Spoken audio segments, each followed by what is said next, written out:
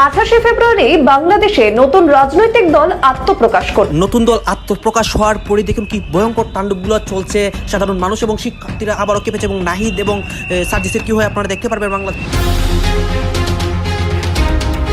এদিকে জুমার পর সমন্বয়কদের রাজনৈতিক দল আত্মপ্রকাশ হওয়ার পর থেকেই ভয়াবহ পরিস্থিতি তৈরি হয়। সাধারণ শিক্ষার্থী জনগণ আবারও রাজপথে নেমে তাণ্ডব করছে। অন্যদিকে ডক্টর ইউনূসের উপরেও প্রভাব পড়ে, তাকে সবাই দোষারোপ করছে। তাহলে এই ক্ষমতার চেয়ারটিতে আবারও কে বসবে? বাংলাদেশে এই মুহূর্তে দুটো রাজনৈতিক দলের জন্ম নিয়ে সব থেকে বেশি আলোচনা হচ্ছে। একটি ছাত্র সংগঠন, আরেকটি রাজনৈতিক দল। যে রাজনৈতিক দলটা বৈষম্য বিরোধী ছাত্র আন্দোলন ভেঙে ছাত্রদের নতুন ছাত্র সংগঠন তৈরি হয়েছে। 28 ফেব্রুয়ারি ছাত্রদের আপনার নতুন কমিটি আপনার আত্মপ্রকাশ করার কথা ছিল। বিশেষ করে আজকেই কিন্তু যে হট্টগোল ইতিমধ্যে বাংলাদেশে লাগছে এই বৈষম্য বিরোধী ছাত্র আন্দোলনের যে নতুন কমিটি, এটিকে নিয়ে, এটি আসলে শুরুর প্রথম দিক দিয়ে কিন্তু তাদের বিশৃঙ্খলা দিয়ে শুরু হয়েছে। ডক্টর মোহাম্মদ ইউনূস স্যার একটা স্বপ্ন দেখছিলেন অনেক আগে। এই স্বপ্নটা ওনার পূরণ হইতে যাচ্ছে, হইতে যাচ্ছে। তবে গণতন্ত্র যে দিল্লিকার লাড্ডু, এটা আমাদের মাথায় রাখতে হবে। এটা আমাদের মাথায় রাখতে হবে। বাংলাদেশ গণতান্ত্রিক ছাত্র সংসদ, এটা কোনো নাম হইল না, ওই নামও নাই। রাজনীতি মুক্ত করার দাবি তুলে এখন নিজেরাই রাজনৈতিক সংগঠন গড়ায় মিশ্র প্রতিক্রিয়া বিভিন্ন ক্যাম্পাসে। বৈষম্য বিরোধী ছাত্র আন্দোলনের হাত ধরে আসা বাংলাদেশ গণতান্ত্রিক ছাত্র সংসদকে আরো বিভিন্ন জেলা থেকে বাস এসেছে খুব সকাল সকাল। তারা মূলত আজকে এই যে নতুন যে রাজনৈতিক দলের আত্মপ্রকাশ অনুষ্ঠান, সেই অনুষ্ঠানে তারা অংশগ্রহণ করবেন এবং বয়সে সবাই বেশ নেতৃত্বের জায়গায় নতুন রাজনৈতিক নেতৃত্ব তৈরির জন্য আজকে যে মহা সমাবেশের আয়োজন করছে বিএনপি এবং জামাতের যারা নেতাকর্মী আছেন, ফিলিংসটা আসলে কেমন? এই অন্তর্বর্তীকালের সরকার কিংবা সমন্বয়কদের বিরুদ্ধে দ্রুত মনে করেন আপনার বাংলাদেশের কি বলে যে আইন আছে বা সেনা প্রধান আছে, তাদের বিপরীতে মনে করেন ব্যবস্থা নিচ্ছে। অন্যদিকে এই সমন্বয়কদের বিরুদ্ধে কিছু গ্রুপ এদের এগেন্স্টে মনে করেন দাঁড়াই গেছে। আরো পাওয়ার দাঁড়াবে, কি আরো মানুষও দাঁড়াবে, আরো পাওয়ারও মনে করেন। সেনাপ্রধান ওয়াকারুজ্জামান মূলত কাকে হুঁশিয়ারি সতর্ক বার্তা দিয়েছেন তা কিন্তু এবার ইতিমধ্যে ফাঁস হয়ে গেল। অনেকেই এখন পর্যন্ত জানে না এই সেনাপ্রধান ওয়াকারুজ্জামান মূলত কাকে হুঁশিয়ারি সতর্ক বার্তা দিয়েছিলেন। তা জানতে চাইলে আজকের ভিডিওটি আপনাকে দেখতে হবে। এই সেনাপ্রধানের হুঁশিয়ারি সতর্ক বার্তার বক্তব্য নিয়ে আমরা পর্যালোচনা করে বেশ কয়েকটি খুবই গুরুত্বপূর্ণ ভিডিও এবং তথ্য পেয়েছি, যা আজকের ভিডিওতে সেগুলোই এক এক করে ধারাবাহিকলি তুলে ধরব। যদিও আজকের ভিডিওটা কিছুটা বড় হতে পারে, তবে ভিডিওতে জানতে পারবেন সেনাপ্রধান মূলত কাকে এই হুঁশিয়ারি সতর্ক বার্তা দিয়েছেন। সেই সাথে আরও জানতে পারবেন বর্তমান বাংলাদেশের রাজনীতির প্রেক্ষাপট আসলে কোন দিকে যাচ্ছে। যাই হোক বন্ধুরা, চলুন ভিডিওতে আজকে আর বেশি কথা বাড়িয়ে আপনাদের মূল্যবান সময়টি আমি নষ্ট করতে চাই না। সরাসরি আজকে আমরা চলে যাব মূল ভিডিওতে। আর সেখানে আজকে আমরা দেখব এই সেনাপ্রধান ওয়াকারুজ্জামান মূলত কাকে হুঁশিয়ারি সতর্ক বার্তা দিয়েছিলেন। আসসালামু আলাইকুম। সেনাপ্রধান জেনারেল ওয়াকারুজ্জামান মঙ্গলবার যে বক্তব্য দিয়েছেন খোলামেলাভাবে, নিঃসন্দেহে সেটি এখন টক অফ দ্য কান্ট্রিতে পরিণত হয়েছে। সবার মুখে মুখে কি হতে যাচ্ছে, এবং আমার সঙ্গে নানান পর্যায়ে মানুষের কথা হয়েছে, যেটি আমি বুঝলাম যে জেনারেল ওয়াকার এখন দুপক্ষেরই কমন শত্রুতে পরিণত হয়েছেন। যারা আওয়ামী সমর্থক তারাও তাকে শত্রু মনে করছেন, যারা আবার বর্তমান সরকার এবং ছাত্র সমন্বয়কদের সমর্থক তারাও মনে করছেন যে জেনারেল ওয়াকারুজ্জামান তাদের বিরুদ্ধে অবস্থান নিচ্ছেন। আর আমরা যারা আম জনতা, তাদের কাছে কি মনে হচ্ছে আমি সেটি বলছি। তাদের যে নানান ধরনের মন্তব্য বা আমার সঙ্গে ব্যক্তিগত পর্যায়ে যাদের সাথে কথা হয়েছে, তাদের যে মানসিকতা আমি একটু তুলে ধরছি, তারা কোন কোন বিষয়ে অবতারণা করছেন। যেমন যারা আওয়ামী লীগ সমর্থক, তারা সরাসরি এইভাবে কথা বলছেন যে জেনারেল ওয়াকার যে বললেন যে এনাফ ইজ এনাফ, এই থ্রেটটা বা এই বক্তব্যটা তিনি আরও আগে কেন দিলেন না? যখন ধানমন্ডির 32 নম্বর বুলডোজার দিয়ে গড়িয়ে দেওয়া হলো, এতদিন যে দিনের পর দিন মব সংস্কৃতি চালু করেছে, কেন তিনি সেই মুহূর্তে বললেন না? বাংলাদেশ মৃত, বাংলাদেশকে হত্যা করেছে ডক্টর ইউনূস, ছাত্র নামধারী গুন্ডা বাহিনী, সেনাবাহিনী চেষ্টা করলে বাংলাদেশকে বাঁচাতে পারতেন, কিন্তু কিছুই করেননি। বাংলাদেশকে তিনি ধীরে ধীরে নৈরাজ্যের দিকে ঠেলে দিয়েছেন। এ হচ্ছে আওয়ামী সমর্থকদের বক্তব্য, এবং তাদের কাছে মনে হচ্ছে যে ডক্টর ইউনূসকে সমর্থন দিচ্ছেন, অর্থাৎ তাদের বিরুদ্ধে এখনও ডক্টর জেনারেল ওয়াকারুজ্জামান অবস্থান নিয়ে আছেন, যেমনটা 5 আগস্ট নিয়েছিলেন। আবার যারা বর্তমান সরকার এবং ছাত্র সমন্বয়কদের সমর্থক, তারা বলছেন যে সেনাপ্রধান বিডিআর হত্যাকাণ্ডের বিচার চান না, এবং যেহেতু তিনি থ্রেট করেছেন যারা নৈরাজ্য চালাচ্ছে, তারা ধরে নিয়েছে যে এটি বোধহয় তাদের উদ্দেশ্যে বলা হচ্ছে, সরকারের বিরুদ্ধে বলা হচ্ছে, এরকমটা তারা ধরে নিচ্ছেন।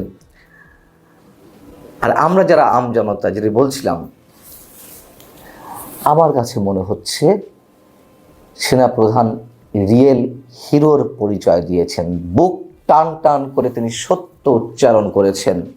এবং সবার উদ্দেশ্যে বলতে চাই, সেনাবাহিনীর ভূমিকা যা নেওয়া উচিত, অন্তত এই মুহূর্ত পর্যন্ত সঠিক অবস্থানে আছে। কেন মবের সংস্কৃতি চালু হওয়ার পরেও তেমন কিছু বলেনি, অথবা 32 নম্বরের ঐতিহাসিক বাড়িটি গুড়িয়ে দেওয়ার পরেও সেনাবাহিনীর সদস্যরা কেন চুপ করেছিলেন, তার নিশ্চয়ই ব্যাখ্যা আছে। এই ব্যাখ্যা এখন দেব না, আমি নিশ্চয়ই পরবর্তীতে দেব, অথবা আকার ইঙ্গিতে বুঝিয়ে দিতে পারি মাঝে মাঝে। তো সেনাপ্রধান যে কথাগুলো বললেন, বিশেষ করে আইন শৃঙ্খলা জনিত বিষয়ে, তিনি কয়েকটি শব্দ উচ্চারণ করেছেন যে সেনাবাহিনীর বিরুদ্ধে বিষোদ্গার করা হচ্ছে, এবং এর মধ্য দিয়ে সুযোগ সন্ধানীরা তারা সুযোগ লুফে নিচ্ছে। কিন্তু কেন এই অবস্থা? সেনা সদস্যদেরকে আক্রমণ করা হয়েছে, আমরা জানি যে বঙ্গভবনে যারা পাহারায় ছিলেন বা দায়িত্বরত অবস্থায় ছিলেন সেনা সদস্যরা, তাদেরকে আক্রমণ করা হলো রাষ্ট্রপতি অপসারণকে কেন্দ্র করে। এর বাইরে ভুয়া ভুয়া বলে উচ্চারণ করা হলো শব্দগুলো সেনা সদস্যদেরকে উদ্দেশ্য করে 32 নম্বরে যখন তারা এই মব থামাতে গিয়েছিলেন। এইগুলো তো সেনাবাহিনীর ভালোভাবে নেওয়ার কথা নয়। সেই জায়গা থেকে তিনি বলছেন, যেভাবে বিভিন্ন বাহিনীকে সাধারণ মানুষের মুখোমুখি দাঁড় করানো হয়েছে, র্যাব, ডিজিএফআই, এনএসআই, এইসব বাহিনীর সদস্যদেরকে প্যানিক করা হয়েছে, তাদেরকে প্যানিকের মধ্যে রাখা হয়েছে। কি কারণে, কি উদ্দেশ্যে? তিনি সতর্ক করে দিয়েছেন যে এগুলো করেন না।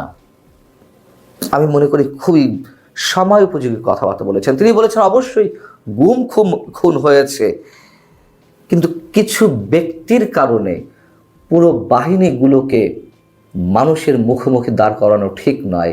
এবং যে কথাগুলো তিনি বলেননি, আমি এই মুহূর্তে পর্যন্ত যে কথাগুলো বললাম সরাসরি তার কথা নয়, ব্যাখ্যা করলে যেগুলো দাঁড়ায়, এবং আয়নাঘর কেন্দ্রিক যা কিছু প্রচার করা হয়েছে, মনে হচ্ছে যে পুরো সেনাবাহিনীর সদস্যরা এই কাজগুলোর সঙ্গে জড়িত।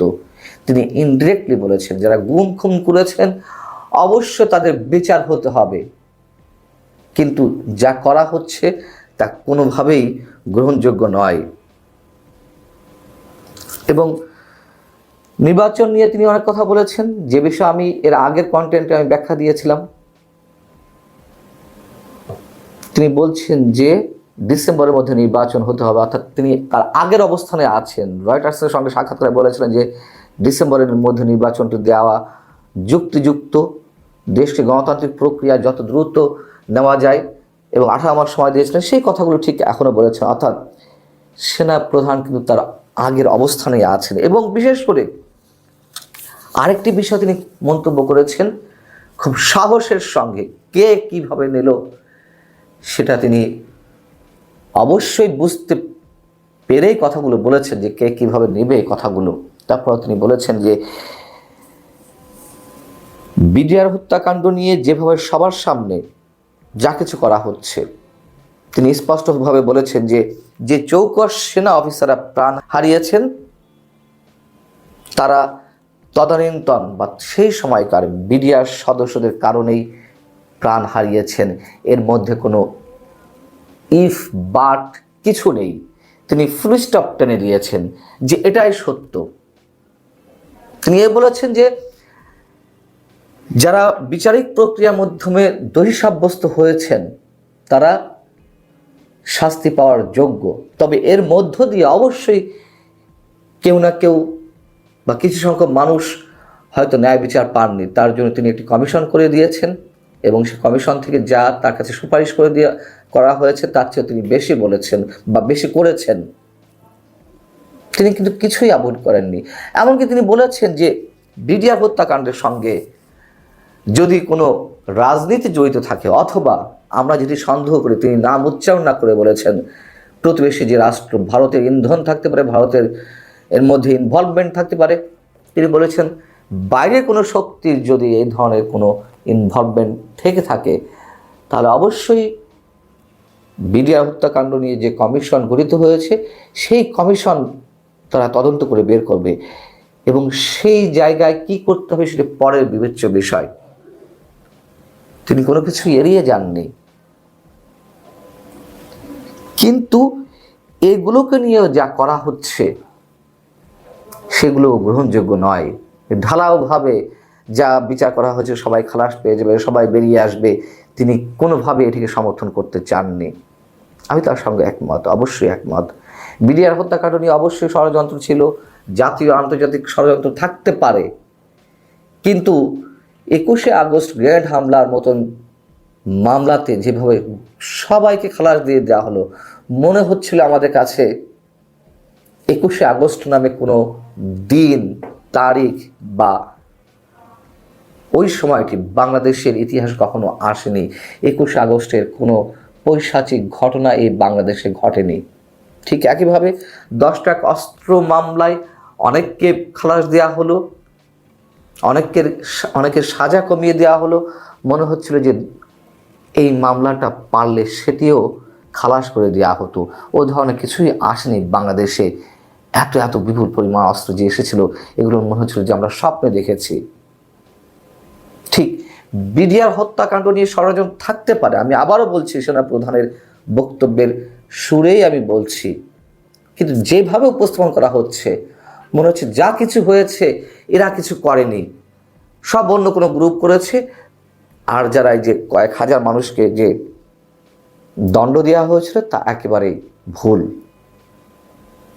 অতএব আমার কাছে মনে হয় সেনা প্রধান সময় নিয়েই তার বক্তব্যগুলো দিয়েছেন এবং সময় উপযোগী বক্তব্য দিয়েছেন। যা বলছেন যে এতদিনে কেন তিনি বলেননি,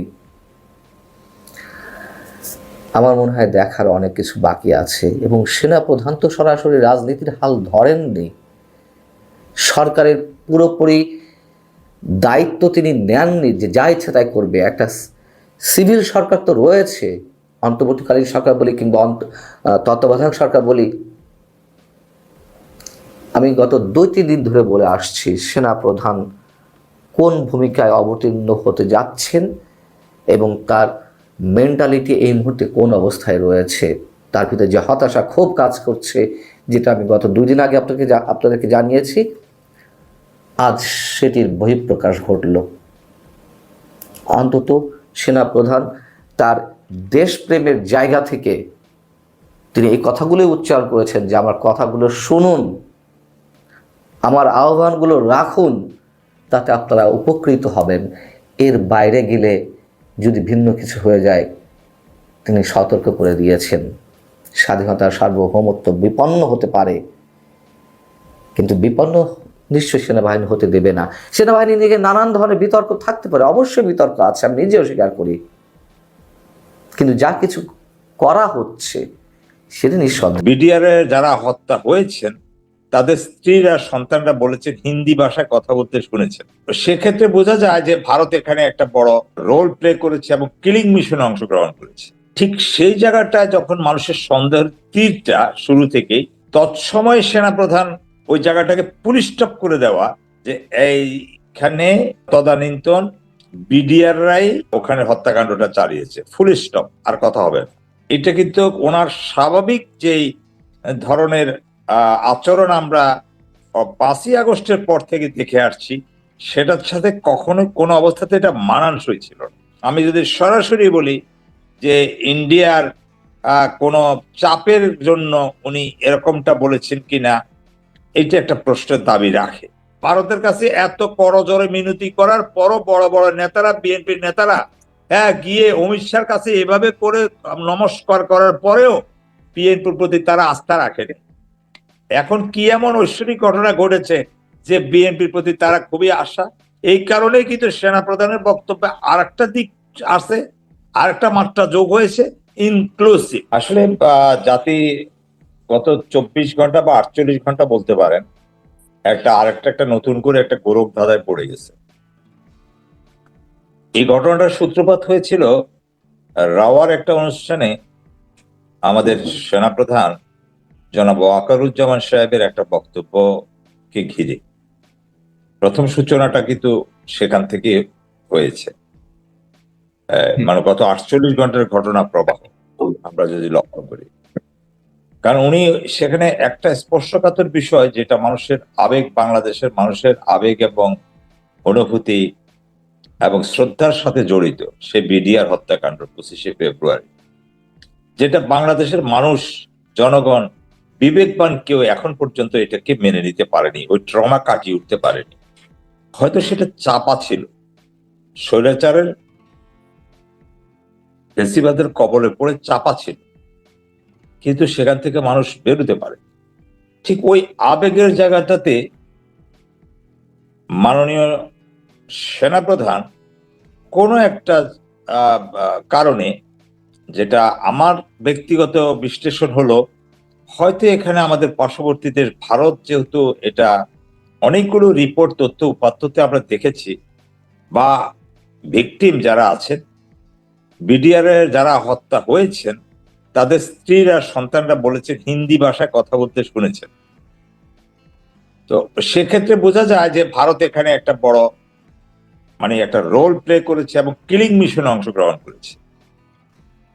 ঠিক সেই জায়গাটায় যখন মানুষের সন্দেহের তীরটা শুরু থেকেই, ঠিক তৎসময় সেনাপ্রধান ওই জায়গাটাকে পুলিশ স্টপ করে দেওয়া, যে এইখানে তদানীন্তন বিডিআররাই আর্মিকে বা ওখানে হত্যাকাণ্ডটা চালিয়েছে, ফুল স্টপ, আর কথা হবে না। এই জায়গাটা থেকে আসলে কিন্তু মানুষ ব্যথিত হয়েছে, বিশেষ করে ভিকটিম পরিবারগুলো ব্যথিত হয়েছে। কারণ উনি এটা কারকে বাঁচানোর বা কাকে ভাসানোর, কাকে ডুবানোর জন্য উনি এই শব্দটা এইভাবে ব্যবহার করলেন, বা ওনার বডি ল্যাঙ্গুয়েজটা এভাবে ছিলেন, এটা কিন্তু ওনার স্বাভাবিক যেই ধরনের আচরণ আমরা 5ই আগস্টের পর থেকে দেখে আসছি, সেটার সাথে কখনো কোনো অবস্থাতে এটা মানানসই ছিল না। তো এই জিনিসটা না হওয়ার কারণে মানুষ অনেকটা কনফিউজ হয়ে গেলেন। এবং কখন উনি এই কথাটা বললেন? যখন একটা তদন্ত কমিশন আদালতের নির্দেশে আবারও গঠিত হয়েছে। তো ঠিক সেই মুহূর্তে উনি এই জায়গাটাতে ফুল স্টপ করে দেওয়া, এবং বাট কিন্তু কোনোটা নেই, এই জায়গাটা বলা, এটা মানুষ, আমার মনে হয় যে এই রাজনীতির প্রেক্ষাপটটাতে একটু মোড়টা ঘুরে গেল। এখানে একটা ভীতির সঞ্চার বা ভয় ভীতি বা কোনো একটা ছায়াকে, বা পার্শ্ববর্তী দেশের, আমি যদি সরাসরি বলি যে ইন্ডিয়ার কোনো চাপের জন্য উনি এরকমটা বলেছেন কিনা, এটা একটা প্রশ্নের দাবি রাখে। দ্বিতীয়ত উনি আরেকটা কথা বলেছেন, যে ওনাকে আমরা সবসময়, প্রফেসর ইউনূস সাহেবকে, আমাদের মাননীয় প্রধান উপদেষ্টা, ওনাকে সম্মান রেখে, ওনার সাথে একটা চমৎকার সম্পর্ক বজায় রেখে উনি কাজ করছিলেন। হঠাৎ করে তিনি তাকে ওয়ারেন্ট অফ বিজনেস, যেটাকে বলা হয় প্রোটোকল অনুযায়ী, উনি যেভাবে সম্বোধন করার কথা, যেহেতু এটা একটা অফিসিয়াল ইউনিফর্মধারী উনি ছিলেন, সেক্ষেত্রে উনি ওনাকে ওইভাবে না বলে উনি কথাটা এভাবে বলেছেন, কোট আনকোট। আমি যত আবার প্রফেসর ইউনূসের সাথে কথা বলেছি, উনি এভাবে বলেছেন। উনি মাননীয় প্রধান উপদেষ্টা বা মাননীয় ডক্টর মোহাম্মদ ইউনূস সাহেব কোনোটাই উনি ওইভাবে ইয়েটা করেননি, যেটা অফিসিয়ালি হয়তো বিষয়টা যায় না। এটা যদি কোনো আনঅফিসিয়াল কোনো বিষয় হতো, বা উনি সিভিলিয়ান, উনিও সিভিলিয়ান, তাহলে হয়তো ঠিক ছিল। এই জায়গাটাতে একটা খটকা লাগলো আমাদের জনগণ ভাবছেন যে এই সরকারের সাথে কোনো কারণে সেনাপ্রধানের দূরত্ব তৈরি হচ্ছে কিনা। এটা কিন্তু একটা বড় মানে কারণ হয়ে এখন দাঁড়াচ্ছে যে এখানে কি এমন ঘটনা ঘটলো যে উনি এইভাবে বিষয়টাকে বিশ্লেষণ করলেন বা এইভাবে তিনি বিশেষায়িত সংজ্ঞায়িত করলেন। আর সেনাবাহিনীর কথাটা তো আমি বলি, উনি যতই সেনাবাহিনী কিলিং মিশনে অংশগ্রহণ করুক, তদানীন্তন বিডিআরদের কথা বলুক, বিডিআর যে জওয়ান সেখানে মানে হত্যাকাণ্ডের শিকার হয়েছে তারা তো আর্মিরই, কারণ তারা গিয়ে ওখানে শুধু ইউনিফর্মের কালার চেঞ্জ হয়েছে, কিন্তু তারা তো সেনাবাহিনীর সদস্য অফিসার ছিলেন ম্যাক্সিমামটা। তো সুতরাং সেখানে তো ওনারই সহদররা ছিলেন। তাহলে যারা মানে অনেক সময় প্রেশনে বিডিআর এর সাথে ইয়েও যেয়ে থাকে, সেনাবাহিনীর ইয়ারাও থাকেন, ফোর্সও থাকেন। তো সেক্ষেত্রে উনি আসলে এটা কি বুঝাতে চেয়েছেন এটা খোলাসা হয়নি। ঠিক ইতিমধ্যে সরকারের ভেতর থেকেও কিন্তু আমার এক ধরনের নাখোশ আমরা লক্ষ্য করতে পারছি, বা ওনারাও সেটা বিএনপি বলেন, অন্যান্য রাজনৈতিক দল বলেন, সবাই যেহেতু নির্বাচনের একটা আবহ তৈরি হয়েছে, যেমনটি আমি আপনাকে বলছিলাম যে ডিসেম্বর পর্যন্ত এবং কখনো কখনো মার্চ, কখনো জুন 26 এরকম কথাটা হচ্ছে। এই টাইম ফ্রেমটা ঘোষণা করার পরেও যখন মাঠে ঘাটে বক্তব্য আসে যে নির্বাচন নিয়ে ঘড়িমসি কেন, তারপরে নির্বাচন দিতে ভয় কোথায়, ক্ষমতা ছেড়ে দিয়ে নির্বাচন দিন, ভালোই ভালোই সম্মান নিয়ে পালিয়ে যান। কিন্তু সবচেয়ে আশ্চর্য হচ্ছে আমরা ওই জায়গায় যে এই কথাটা বলার কারণটা কিন্তু ওই ডিসেম্বরের পরে জানুয়ারির 1 তারিখে বলার কথা, মানে ওই টাইম ফ্রেমটা চলে গেল, বা অন্তত অক্টোবর বা নভেম্বরে যদি শিডিউল ঘোষণা করা না হয়, তফসিল ঘোষণা করা না হয়, তাহলে কথা হলো যে কি না তাদেরকে গড়িমসি দেখা যাচ্ছে, যেভাবে এগুচ্ছে কচ্ছপের গতিতে এইভাবে ডিসেম্বরে নির্বাচন হবে না। কিন্তু ওই সময়টাতে এখনো বাকি রয়ে গেল। তার আগে কেন সরকারকে মানে বারবার এই প্রশ্নের মুখোমুখি হতে হচ্ছে, এবং তখন হতে হচ্ছে যখন জাতীয় ঐক্যমত্যের বৈঠক হলো, সেখানে কিন্তু এই নির্বাচনের এই সময়টা নিয়ে, টাইম ফ্রেমটা নিয়ে আলোচনা হয়েছে। একেবারে কম বেশি সব দল মোটা দাগে এই টাইমটাকে মেনে নিয়েছেন। এখন আমি মেনে নিয়ে আবার বাইরে এসে আমি সবার সমাবেশে যখন তুচ্ছ তাচ্ছল্য করে, আপনার সম্মান আছে, আপনি আন্তর্জাতিক ব্যক্তিত্ব, আমাদের মাননীয় প্রধান উপদেষ্টাকে উদ্দেশ্য করে যখন বলে আপনি মানে চলে যান, হ্যাঁ ওনার সরকারের ভিতরে অনেক অপদার্থ, অনেক অযোগ্য লোক আছে, এটা নিয়ে আমরা কোনো দ্বিমত করব না। যেমনটি আপনি গতকালকে আমরা একটা স্ট্যাটাস পড়ছিলাম, এটা আমি আপনার সাথে একাধিকবার বলেছি যে আমরা বলছি যে আপনি এই 6 মাস থাকেন, 8 মাস থাকেন, 1 বছর থাকেন, 100 বছর থাকেন, সব দলের প্রতিনিধি নিয়ে একটা ইনক্লুসিভ সরকার করেন। এই অন্তর্বর্তীকালীন নামেই থাকুক প্রফেসর ইউনূস সাহেবই চিফ থাকুক। এই কথাটা বলতে বলতে একদম আমরা তিত হয়ে গিয়েছি, কিন্তু আজ পর্যন্ত এটার কোনো পরিবর্তন, এটা সরকার একটা দুর্বলতা। কেন কি কারণে হচ্ছে না, সামনে তাদের মিশন ভীষণ কি, এটা আদৌ আমরা ক্লিয়ার না। কিন্তু এটাও কিন্তু একটা প্রশ্নের জন্ম দেয়, যার কারণে এখন নির্বাচনের কথা আসছে। এখন যদি সংস্কার যদি না হয়, নির্বাচন যদি হয়, আজকে বিএনপির বর্ধিত সভা হয়েছে, আমরা বহু বছর পর একটা দলীয় কর্মকাণ্ডে, যদিও মানে আমাদের সেই দেশনেত্রী বেগম খালেদা জিয়ার বক্তব্যটা 6 মিনিট সামথিং প্লাস সেকেন্ডের ছিলেন, 6 মিনিট 25 সেকেন্ড বা এমন, উনি খুব একটা মানে দলীয় আবহর মতো করে উনি বক্তব্য দেননি, দলীয় একজন নেত্রীর মতো করে উনি বক্তব্য দেননি। আমার দৃষ্টিতে উনি সামগ্রিকভাবে জাতীয়ভাবে ওনার যে অবস্থান, উনি যে ঐক্যের প্রতীক, হ্যাঁ উনি যে আমাদের আশা ভরসার শেষ স্থল, উনি যে স্বাধীনতার সার্বভৌমত্ব রক্ষার অতন্ত্র প্রহরী, উনি তার সেই মহিমার থেকেই অতটুকু বক্তব্য দিয়েছেন। কিন্তু আর অন্যান্য যারা বক্তব্য দিয়েছেন তারা সবাই ঘুরে ফিরে নির্বাচনের কথা এসেছে, সংস্কার নিয়ে কালক্ষেপণের না যাওয়ার কথা বলা হয়েছে, কিন্তু দেশনেত্রী বেগম খালেদা জিয়া কিন্তু ন্যূনতম সংস্কারের কথা বলেছেন। হ্যাঁ ওনার বক্তব্য আমরা যদি বারবার রিপিটেডলি শুনি, উনি কিন্তু এটা বলেছেন সরি, ডিসেম্বরে তো নির্বাচন হয়েই যাচ্ছে, সেই সংস্কার কি আর সম্ভব হবে বলে মনে করেন কিনা?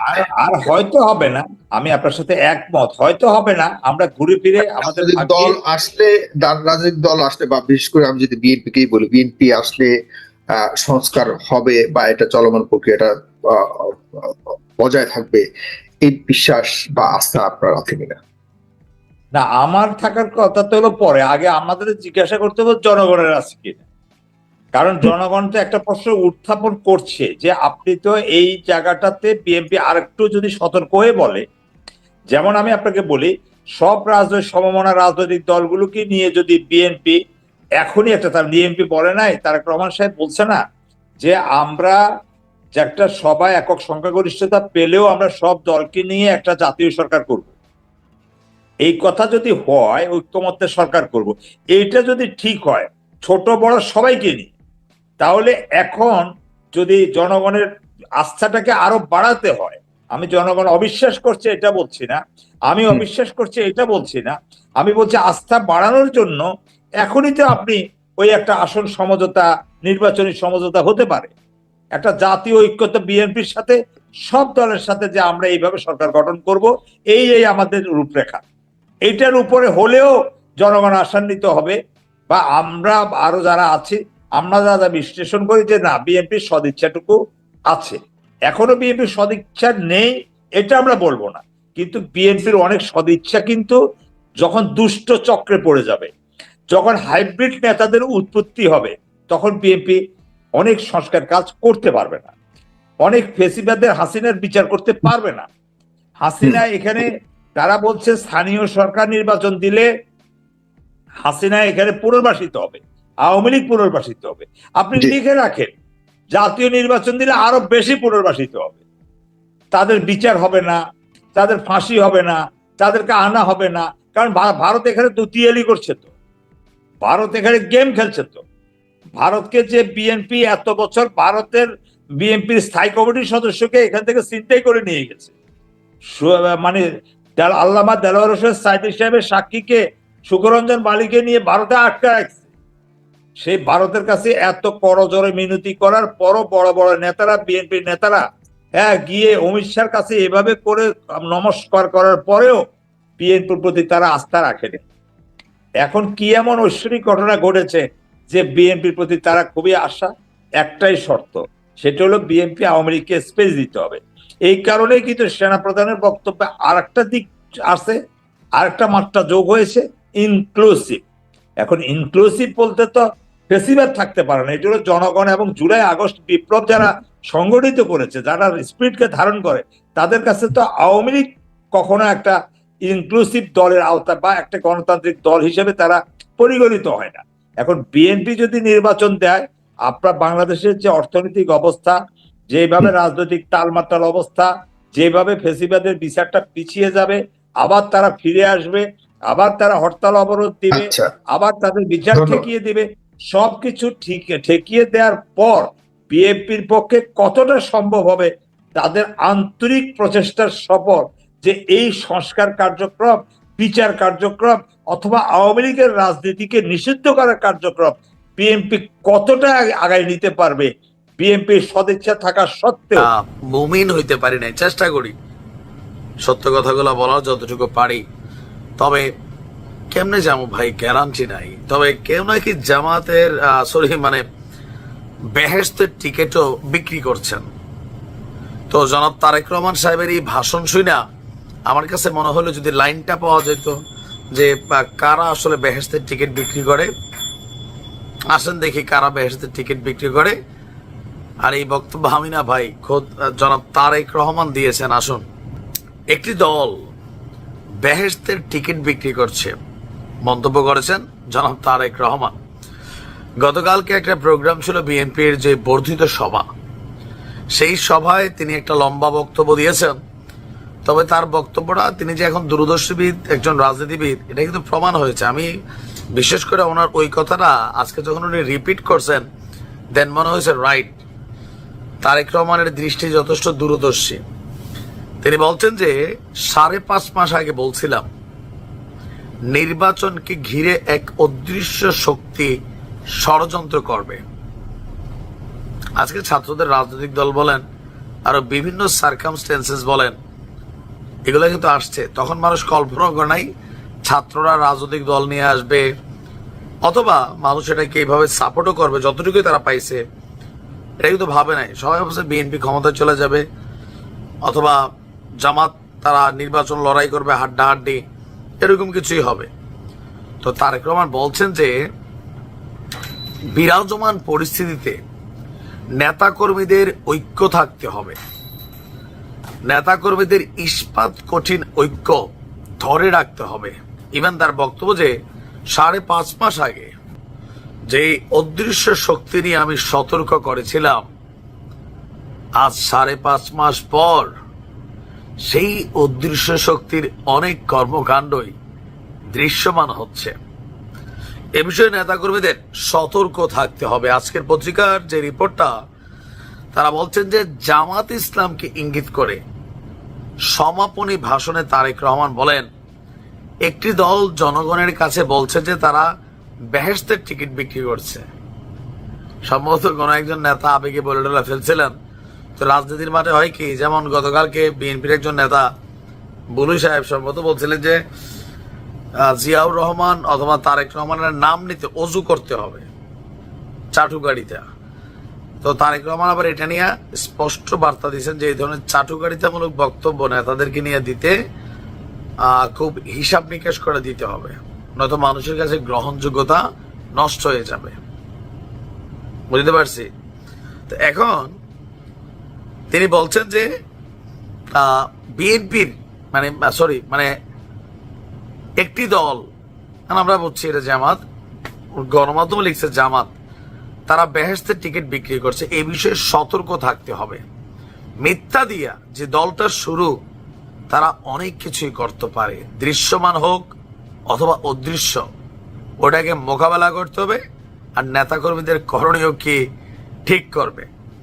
ভারতকে ইঙ্গিত করে তিনি বলছেন, বিভিন্ন ইস্যুতে ষড়যন্ত্র করতে প্রতিবেশী দেশ বসে থাকবে না, নানা রকম ষড়যন্ত্র করবে, তাদেরকে মোকাবেলা করতে হবে। জনগণের ভাষা বুঝতে হবে, পজিটিভ বার্তা বলতে হবে, জনগণের আস্থা অর্জন করতে হবে। ঊর্ধ্বতন লেভেল যথেষ্ট চেষ্টা করলেও লোয়ার লেভেলে আমরা দেখি তরমুজের প্রলার সহ ছাত্রদল নেতা দখলে নিয়ে যায়।